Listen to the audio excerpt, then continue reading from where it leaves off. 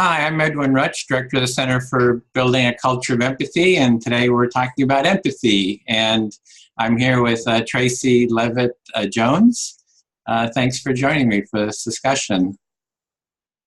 Well, thanks for the invitation, Edwin. I'm absolutely delighted to spend some time with you. Oh, great. I'm delighted to spend time with you too. And let me give a little bit of an introduction to you. I was checking your website, and it says you're a professor of nursing education and discipline lead at the University of Technology in Sydney, Australia. And it showed that you were doing research, and it's like a whole list of different topics you have for doing research. But at the top is empathy and belongingness and clinical reasoning and interprofessional education, cultural competence, simulation, and patient safety. And you're also the author of 10 books, so very productive. And the most recent one was Clinical Reasoning, Learning to Think Like a Nurse, and Clinical Conversations for Patient Safety, as well as having over 200 book chapters, reports, peer-reviewed journal articles. And there was quite a bit more. Is there more you'd like to add to, a bit about your background? I think to suffice to say that before I became an academic, I was a clinician for a long time. And so my academic work, although I'm focusing on students, my commitment is to patients, to the people they will take care of in the future. So while my research looks to be in some ways disparate, it's all focused on what we're doing now with our students that will make a difference to the people they become and the health professionals they become in the future and the care they provide. So universities do a pretty good job with teaching knowledge and skills. And we've got a lot of evidence of that. But the statistics show that most adverse patient outcomes are not related to knowledge and skills. They're related to non-technical skills. And that includes things like clinical reasoning, communication, empathic encounters. So my focus, and I'm fortunate to work with a whole group of people that share the same focus, is a commitment to enhancing and assessing students' skills in those non-technical areas. And I guess that's merged into, in the last 5 years, a particular focus on the power and potential of empathy. Oh, well, that's how I came across your work, is I have this Google alert, for empathy out on the internet, and it came up and it said Empathy Initiative, and I looked it up, checked out your website, and it said the Empathy Initiative is a group of like-minded academics and practitioners with a strong belief in the power and potential of empathy to change lives and improve quality of care provided to patients, clients, and residents. So it sounds like it's sort of a patient-centered, would that be fair? Patient-centered empathy or care? Absolutely, and that's the ultimate goal. To, when I conceptualize empathy, and as, my colleagues do, even though we start with a moral disposition and we move through perspective taking and challenging biases, getting rid of prejudices, affective and cognitive empathy. Ultimately, our goal is empathic behaviours. Not just communication, although that's critically important, but actually behaviours that will make a difference to the people being cared for in healthcare contexts. Was there something that got you interested in this topic of empathy? Was there like something you read, or was it an aha moment, or just kind of over time you just slowly developed an interest, or how'd that come about? Yeah, I think two things. I've always been aware of what I would consider to be the good, the bad, and the ugly healthcare professionals. Those that I think, I wouldn't ever want you caring for me. Those that do a job, they do it and they do it well, they do it effectively, and who are safe. And then those that are gifted, who are exceptional. And when I've always noticed those, I thought, what sets them apart? And it's always been that extra dimension of going beyond, who really took the time to get to know the person who they were providing care for, and who, just really focused on that person as an individual rather than a disease process or a set of tasks to be done. And so I was always aware of this nebulous notion of empathy. But for a long time, I thought it was a disposition. You know, you're either empathic, you're either a gifted health professional who's, you know, just naturally empathic, or you're not. But, you know, the more I started to read, I started to think there's more to it than this.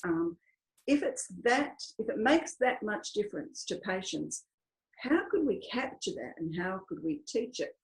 And serendipity, one of my third-year nursing students, a gifted student, who was doing a project. And in that project, the students had to identify an area in clinical practice that concerned them, they thought was problematic, and develop a teaching and learning resource that they felt had the potential to address that area of concern.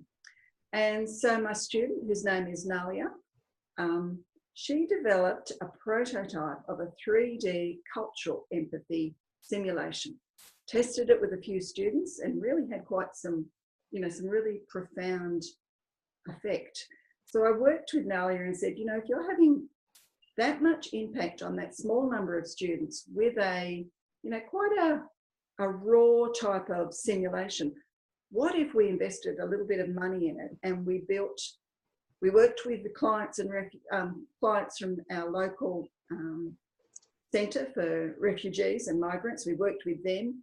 We got all the equipment, and we developed, you know, a really impressive 3D simulation experience. Let's test it with, you know, 500 students and see what impact it has. It was the very first of our simulations that we call point of view. So normally in a simulation, a student will assume their own role. They are the health professional, so they practice that in a simulation. In a point of view simulation, they take on the role of the patient.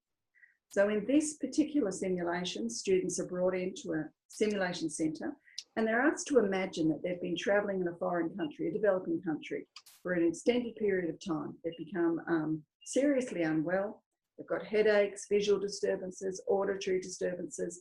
They've phoned a friend in Australia and they've said, look, you sound really ill. You could have meningitis or encephalitis. Go, you know, you need to get some health care. So in this simulation, the student is told they've sought healthcare and they've been admitted to a ward of a developing country. And they come in, they wear 3D glasses and headphones, and they see multiple scenes in this ward. And while the student is watching what's happening to them, and no one speaks English in this ward, but things are happening to them and around them. And at the same time, when they see someone taking their blood pressure, we take their blood pressure. When they see a group of people come in and sit down and have a meal, we wave fish sauce under their nose. So it's a sensory experience, and only 10 minutes long. And after that, when a group of them have finished that experience, they come in and they have a very focused, structured debrief that takes them through an experience. How did you feel? How do you think it might feel to be a patient in an Australian ward that doesn't speak English, or where all the setting, the experiences are completely unfamiliar? How did it feel? What were you thinking?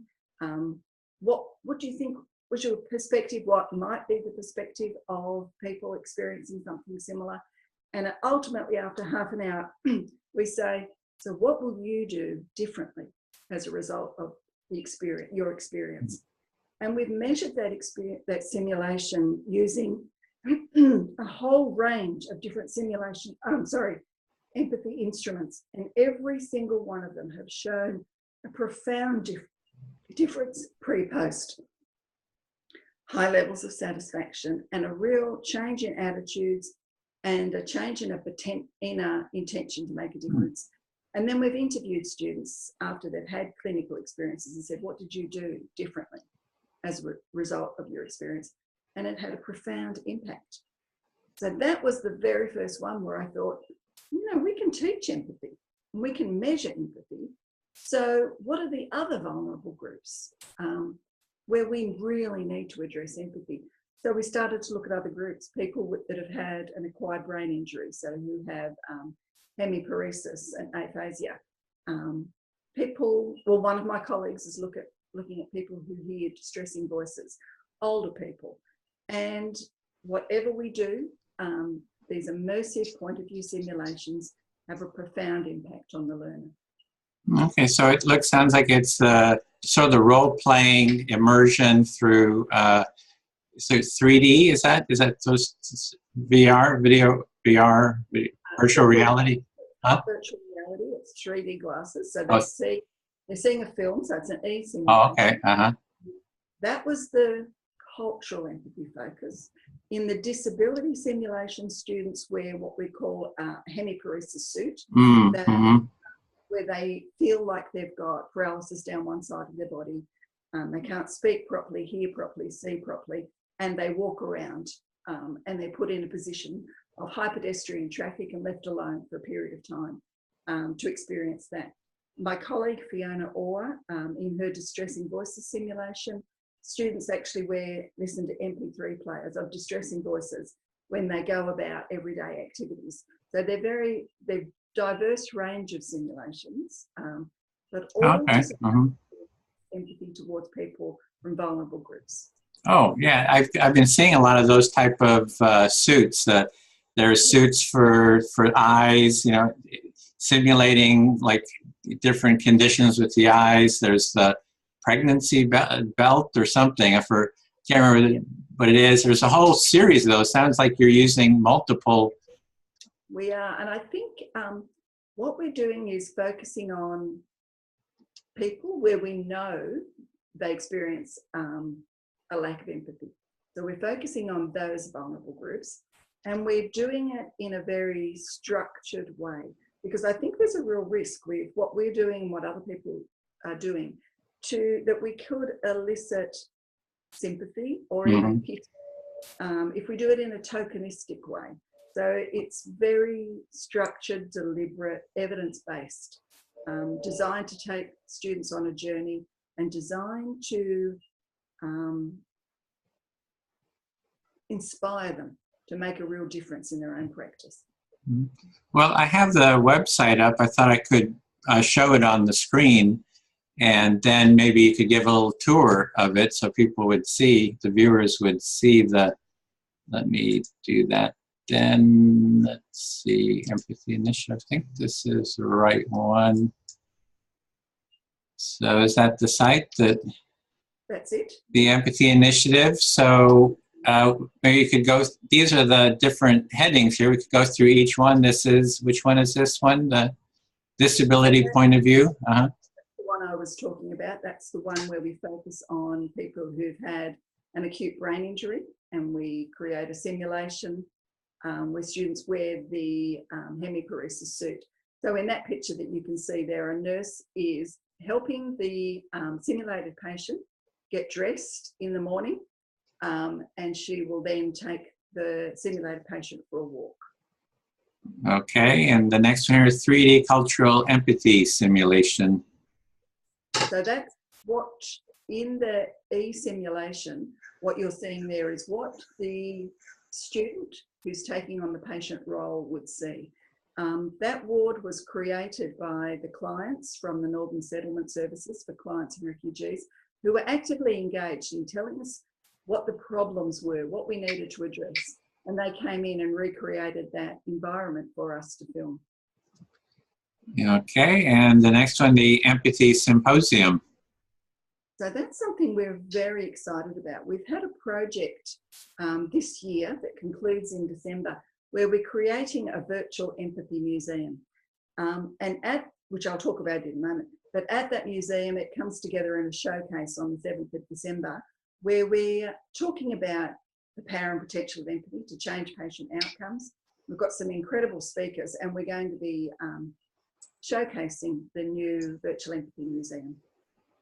Oh, great. And you have your virtual, that's the virtual empathy museum there that you just talked about. So that's the symposium to talk about the museum. Is that? Mm-hmm. And Okay. the museum is designed, it's a web-based empathy museum. It's designed with a number of rooms, for example, a reading room, film room, art room, simulation room. digital story room, meditation room, resource room. And what we've done is collected and curated and created a range of different experiences, all of them evidence-based and all of them authentic and co-created with people and patients. Each of them are designed to elicit an empathic response in multiple different ways. So the website is designed primarily for educators, so they can go in and they can say, I'm teaching about stroke this week. So what is in there that I could use in my class this week that will help my students understand stroke through an empathic lens. So we're very excited. I'm working with a group of, there's about 10 of us, and they are passionate and brilliant academics and researchers and really committed to our work. So it's been a real labour of love this year, designing that virtual empathy museum. Okay, so you have a whole team around this now. Sounds like. Well, the whole empathy initiative is a team. You know, if it was just me, it just wouldn't work. It'd be very narrow. But I think what excites me is that it's a group of people that have a shared passion, and we learn from each other and we support each other. And they certainly inspire me. They're some very incredible people. And we have the empathy training workshop. So one of my colleagues, Nathan, he runs something called the Empathy Experience, where he has workshops, 4-day workshops that focus on empathy. And he also has what's called a Drishti immersion experience, where he takes students to India for 3 weeks and they learn about empathy while working with village people in India. So quite a different approach, but it really has quite a profound impact. Okay, and mindfulness for healthcare students.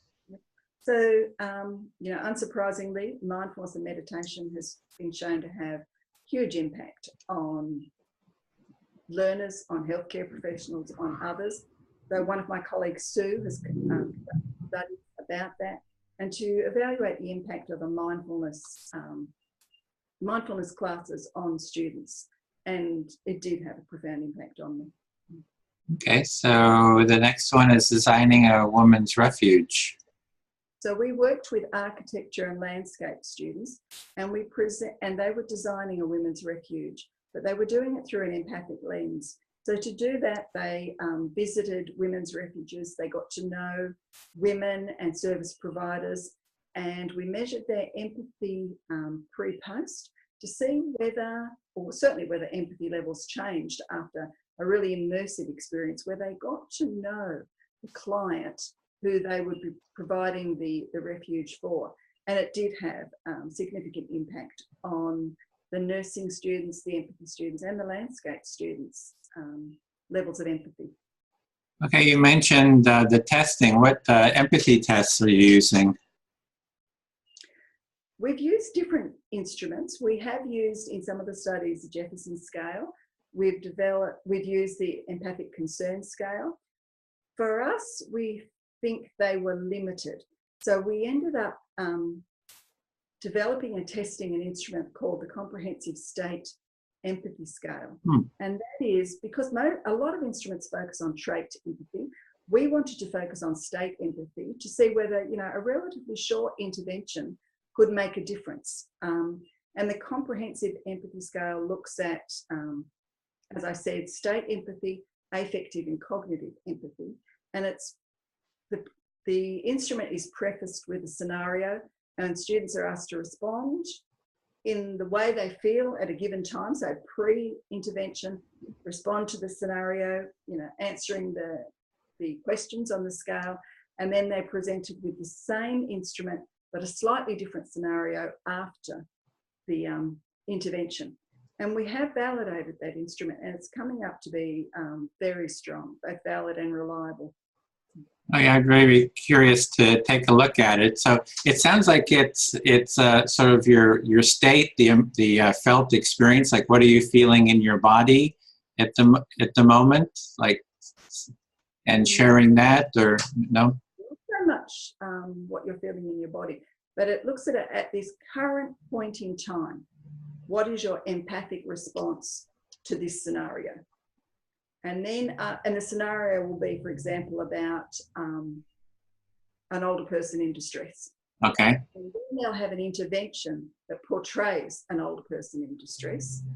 And then they'll repeat the survey with another scenario of a older person in distress. And what we're seeing is whether their empathic response to that person changes over time. So we're not measuring whether they have an empathic disposition, because I think that takes longer than, you know, a 1 hour or 2 hour simulation to change. So we're looking at whether we can actually change their state to empathy at a given point in time. Okay, because there's a lot of these self-assessment tests, and there's a lot of criticism, like, you know, how accurate that really is when you assess your own. So when you do this test, is it someone else checking with them, or they themselves express their state? Very much self-report. Okay. And absolutely, that is one of the limitations. And we actually met last week to look at how we're taking our work beyond what we're currently doing into healthcare context. And in that setting, what we want to measure is patients' responses. How do they empathy? Because what we're doing, we believe, is strong, but it is self-report. So that is a real limitation, because ultimately it's because we're focusing on healthcare. What makes the difference is how the patient experiences that interaction, not even the intention. It's what the patient. So you can query the patient, ask them what's their experience and how has it changed. Absolutely. Okay. Yeah. So you get a third person, or I guess that's third person outside, you know, feedback. Yeah, and really, ultimately, that's what matters most. Yeah. Let's see. It says designing. Have you been? There's the design process, like human-centered design, you know, sometimes called design thinking. It's even called empathic design. And you see that, I think, used at the Cleveland Clinic. You know, they have the Empathy and Innovation Summit there every year, and it seems to be this really using this whole design thinking or empathic design process to redesign whatever the patient experience is. When you're talking about design, are you sort of bringing in those human-centered design methodologies and approaches, mindsets? Absolutely, and that was a very different journey for us.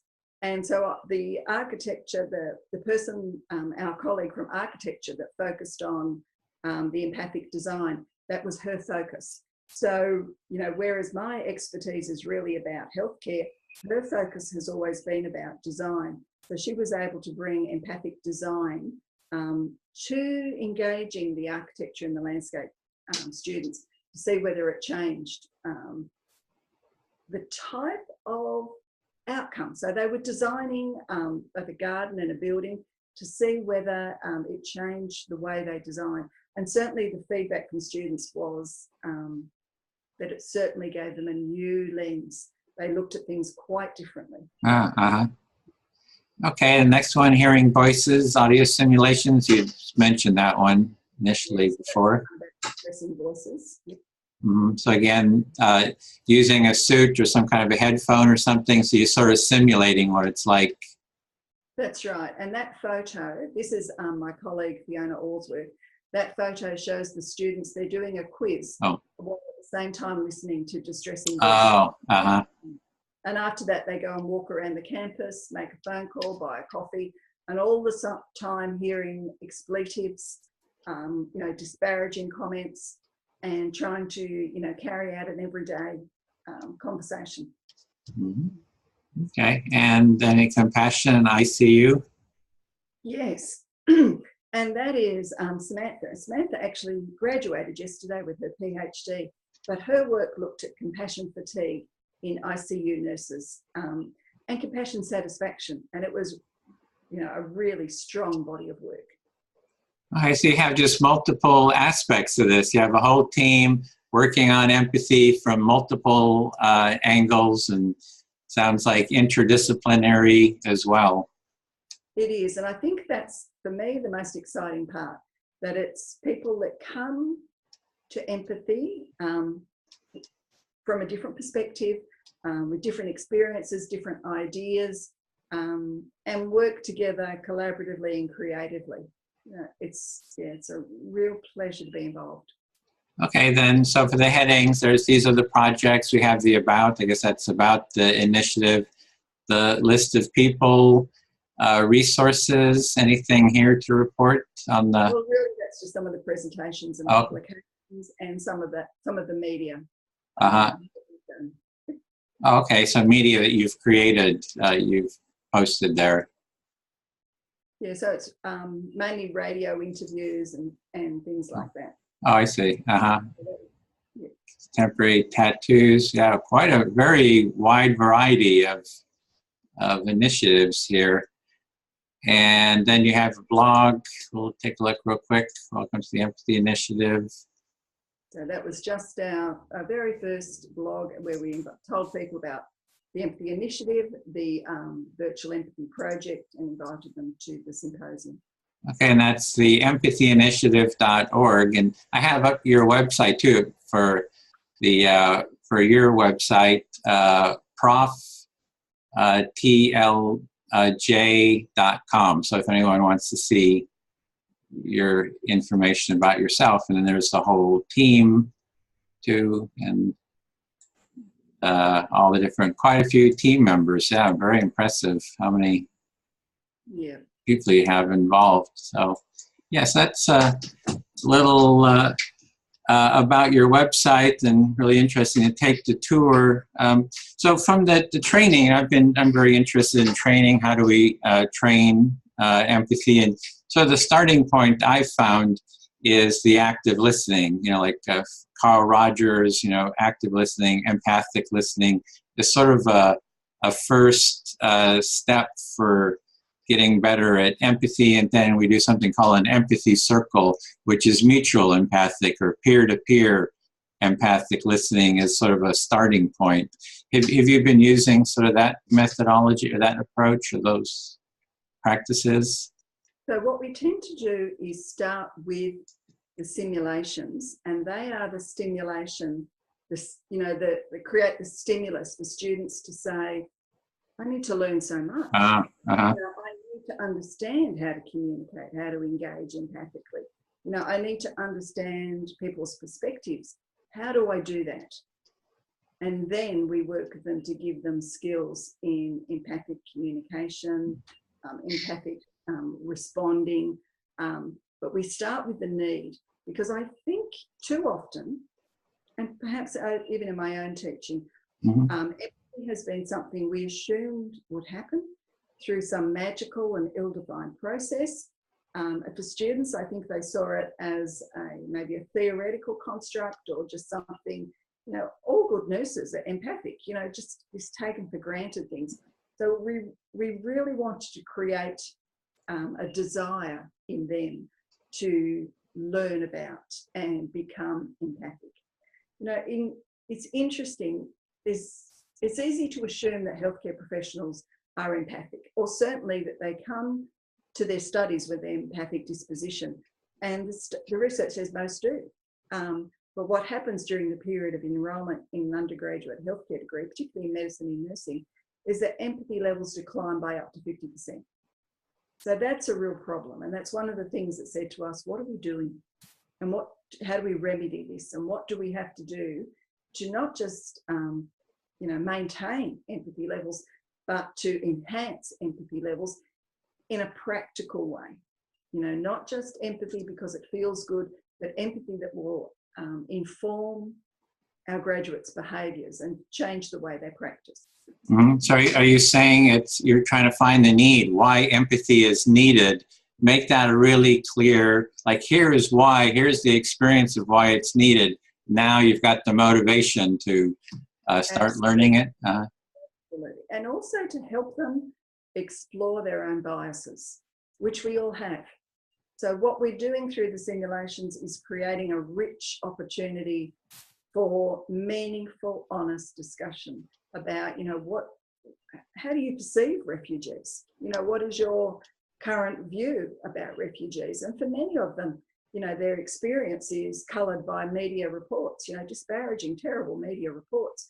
So we have to get beyond that and say, you know, tell us about your experience. Has it been changed? What will you do differently? So we really, you know, we really provoke debate, dialogue, challenge them to rethink their own personal beliefs and perspectives, and to at least become familiar with how those personal biases influence how they think and feel and behave.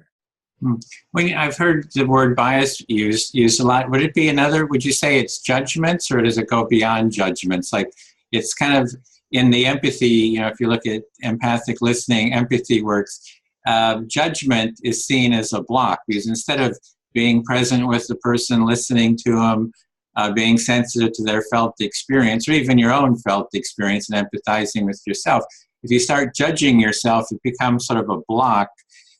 Is that what you mean by bias, or is it go beyond judgment? I think a bias is a personal, from my perspective.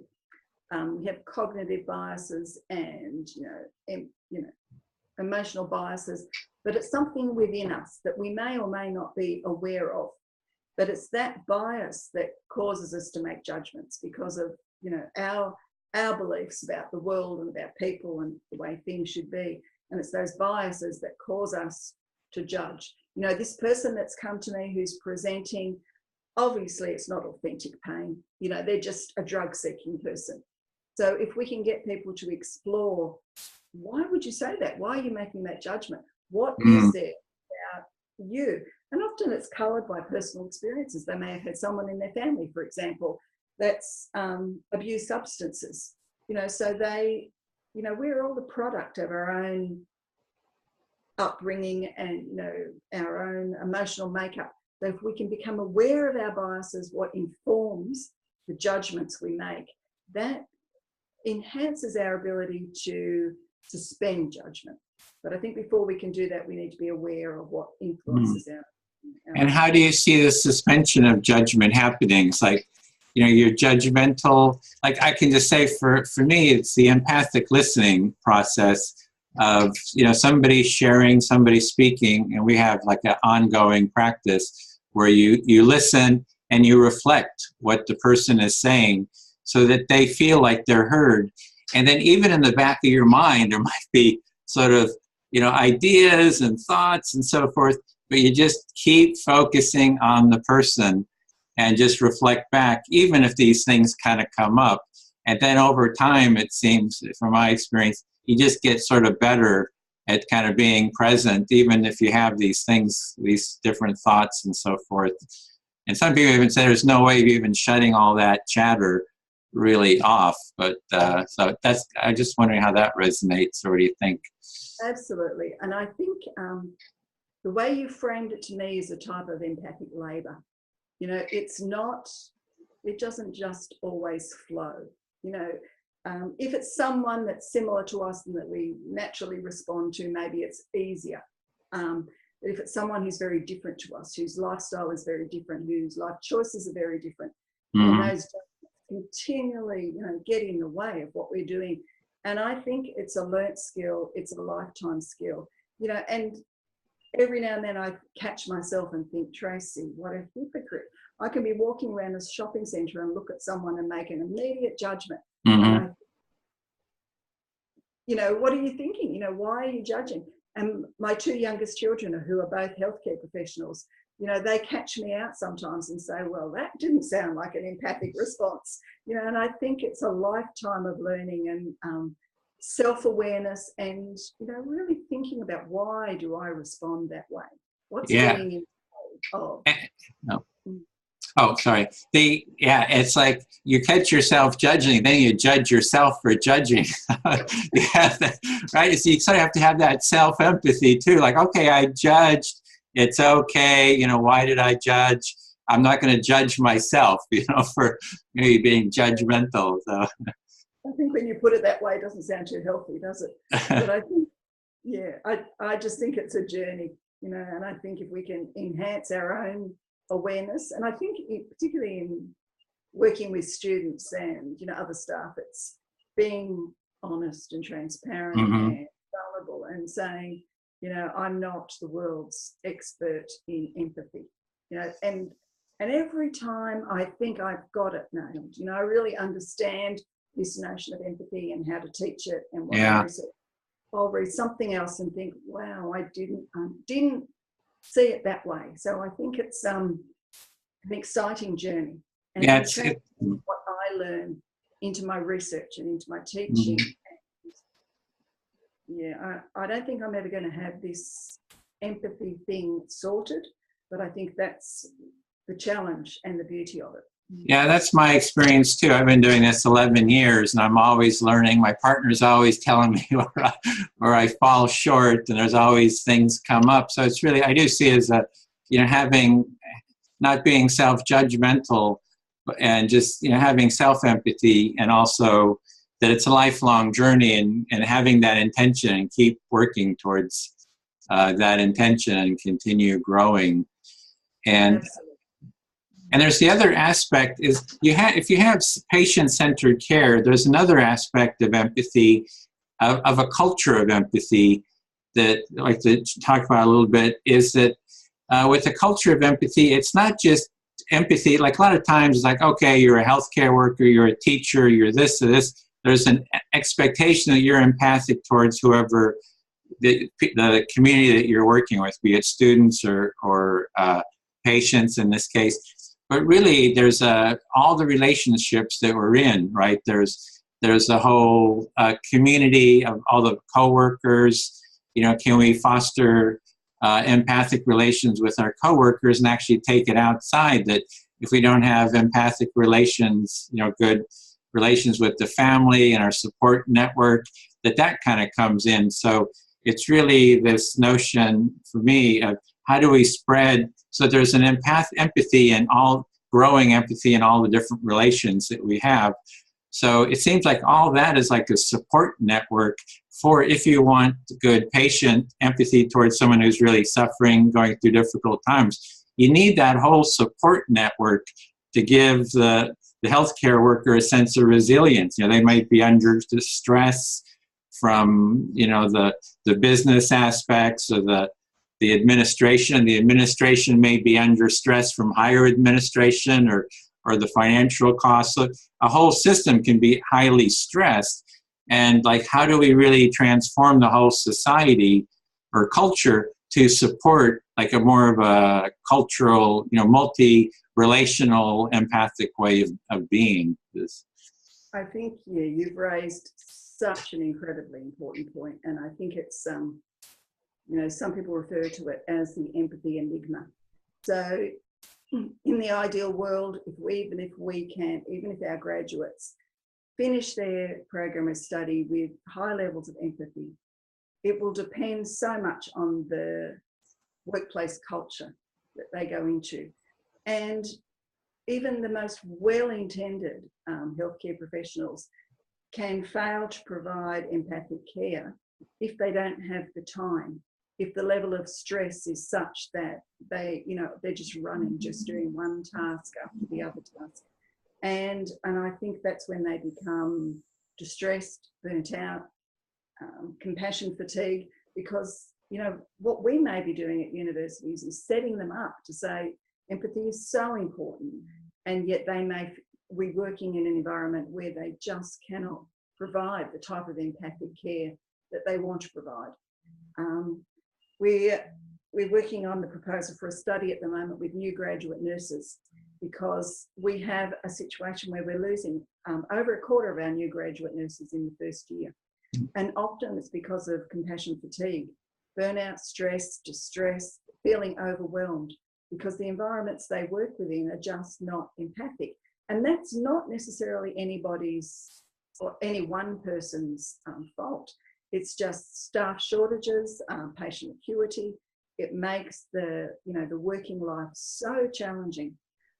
And yet I do believe if you have a leader, an empathic leader, who is absolutely focused on creating an environment that's conducive to her staff being empathic, not just to the patients, but to themselves. You know, I may be idealistic, but I do believe that's possible. And certainly there's some areas where that's been tested. And those areas where the healthcare environment is empathic, it's a better working environment for both staff and certainly for patients. So there's certainly a lot of impediments and a lot of challenges. But it does cause me a great deal of concern that well-intended, hard-working, incredibly creative healthcare professionals often can't provide the quality of empathic care that they would like to. I think it starts with having the intention, like you're setting the intention to create this empathic environment. And once we have the intention, we have our design challenge in a sense. How do we design a more empathic culture? And then you have all these different initiatives and can kind of get a snowball, sort of a growth kind of process, I imagine, in place to keep it growing and expanding. Yeah, absolutely. And I do see multiple examples of healthcare professionals that are providing empathic care despite the environment. For example, one young man, a new graduate, he had a patient, and a patient was very unwell, an older lady in her 90s who was dying, but she also had some difficulty swallowing. And so when this young man, Tyler, said to her, each day, is there anything else I can do for you? And she just said, I would just love a cup of tea. But she couldn't have a cup of tea because she was on thickened fluids. So this very English lady that had had cups of teas her whole life and brought her such joy she couldn't have. So Tyler was very young and inexperienced. So what, he thought after a few days, surely we should be able to bring her this one simple thing. So he spoke to the senior nurses who said, look, there's a real risk here. If she has a cup of tea, she could choke, she could get aspiration pneumonia. So, but, if you want to take it further, ask the doctor. So he spoke to the doctor and said, well, if the family and the patient are aware of the risks, talk to the family. So then he stayed back and spoke to the family, and they said, look, our mum's dying. If that is something that's going to bring her joy, let's get her a cup of tea. So one afternoon, Tyler made a cup of tea for his patient and her family members and took it in. And the look of joy on that woman's face was immeasurable. And it was just a simple, a cup of tea is just empathy in action. Mm-hmm. And it was complex to organise and negotiate. And it was a risk. It took a risk. But it's also about stepping outside of, his scope, asking lots of people and saying, can we make this happen? And that woman did die a few weeks later, not from aspiration pneumonia, but her family gave him a card and said, Wow. That moment of joy when she had her first sip of tea, we'll never forget.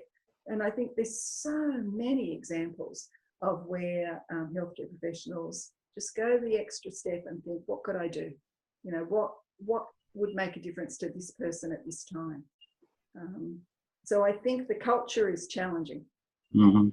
In Australia, in the UK, in America, Canada, it's challenging. But there's still incredibly well-intended healthcare professionals who you cannot strip that empathy out of, who will still perform in empathic ways, and maybe not at the standard or as often as they would like to, but it is still happening. Yeah, there's just a truck outside. They're going to leave in a second. Delivery truck. There they go. Yeah, my partner is a nurse, infectious disease nurse. I've been around that community, so she's done that for quite a while. So with the initiative that we have with building a culture of empathy, we've been starting to work in the political field. In the United States, I don't know how it is in Australia, there's a real polarization between the political sides, and it seems to be getting more and more intense. So we try to offer empathic listening to both sides, as well as sort of mediate, create empathy circles and dialogues between the sides. So there's all these different areas, the healthcare, the education, the political, and there's sort of a movement, I think, in all these different fields bubbling up to create more empathic cultures. So it's good to kind of stick together and keep bringing this in, because it seems like the skills in one transfer to a large extent the insights into other fields too, and they can sort of cross-pollinate. That it's really a human capacity that we can bring into all parts of the culture. Absolutely. I do think that different people look at empathy in different ways. I tend to think it's a skill, a process, a continuum, but certainly I think it's a way of being in the world. I think it colours your worldview and the sort of person you want to be in the world. Yeah, that's how I see it as well. I think we have some real convergence there. And one of the processes we do is empathic listening, as I was mentioning, in these empathy circles.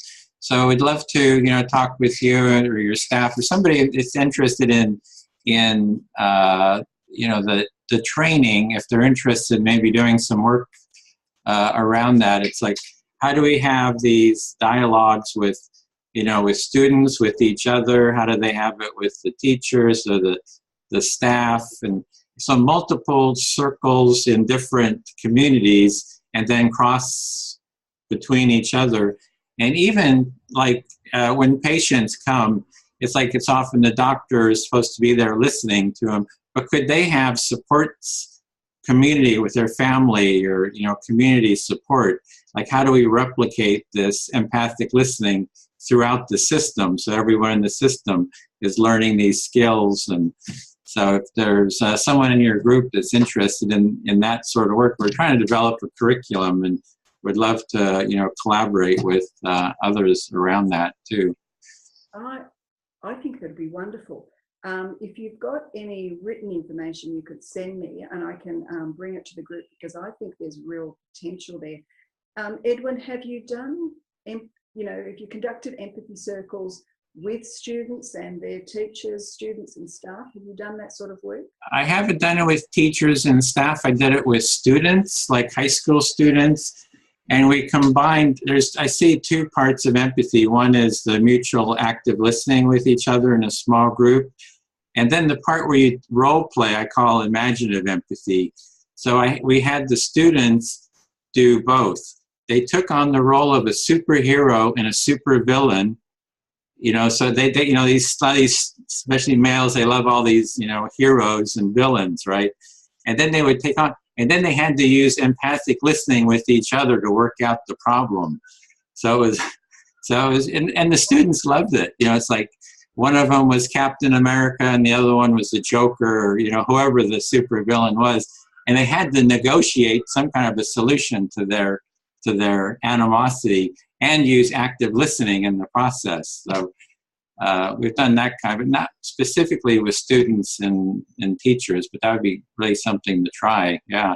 In fact, if we wanted to do it online, we'd be glad to, do some empathy circles online to. So maybe you could do the empathy circle training with some of my colleagues, because I could see them doing it with their students. The students could take on a patient role and a healthcare provider role. There's multiple opportunities there. So yeah, that would be, be delighted to work with you on that. Okay, well, great. Sounds we have the next step as well. Had a delightful conversation. Just wonderful hearing about your initiative. Very inspiring, and so grateful for all the work you're doing, and look forward to continuing the conversation. Absolutely. Thanks, Edwin. It's lovely actually talking to you. I've been following your work, so it's lovely to actually have a conversation with you. Yeah, likewise. Okay, thanks. Bye. See you.